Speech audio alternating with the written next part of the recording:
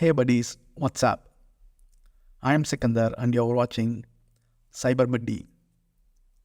இன்றைக்கி நம்ம வீடியோவில் என்ன பார்க்க போகிறோம் அப்படின்னா, விண்டோஸ் 11 பை டிஃபால்ட் வந்து 24 ஹவர்ஸ் தான் வரும் டைம் ஃபார்மட்.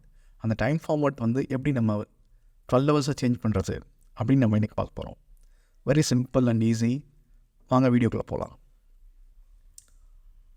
ஃபர்ஸ்ட் நம்ம வந்து இந்த ரைட் ஹேண்ட் சைட் கார்னரில் கீழே பார்த்தீங்கன்னா டைம் அண்ட் டேட் காட்டும். அதை ரைட் கிளிக் பண்ணுங்கள். ரைட் கிளிக் பண்ணிவிட்டு அட்ஜஸ்ட் டேட் அண்ட் டைம் காட்டும். அதை கிளிக் பண்ணுங்கள். கிளிக் பண்ணிவிட்டு கீழே வந்தீங்க அப்படின்னா ரிலேட்டட் லிங்க்ஸ் அப்படின்னு காட்டுங்க. ரிலேட்டட் லிங்க்ஸ் அதுக்கு கீழே லாங்குவேஜ் அண்ட் ரீஜன் அப்படின்னு காட்டும். இந்த ஆப்ஷன் செலக்ட் பண்ணுங்கள். இந்த ஆப்ஷன் செலக்ட் பண்ணிவிட்டு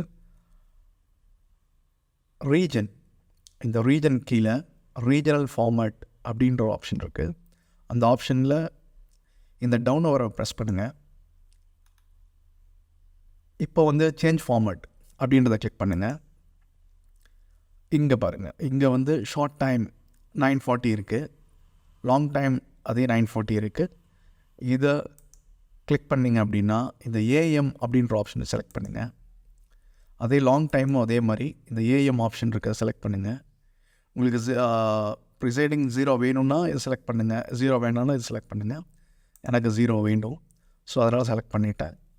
அவ்வளோதான். ஸோ இப்போ நம்ம டைம் ஆட்டோமேட்டிக்காக வந்து பார்த்திங்கன்னா முன்னாடி வந்து இந்த ஏஎம்ன்ற ஆப்ஷன் இருந்திருக்காது. இப்போ வித் ஏஎம் இருந்தால் 12 ஹவர்ஸ், வித்தவுட் ஏஎம் காட்டுச்சு அப்படின்னா 24 ஹவர்ஸ். அவ்வளோதான் கைஸ். தேங்க்யூ ஃபார் வாட்சிங்.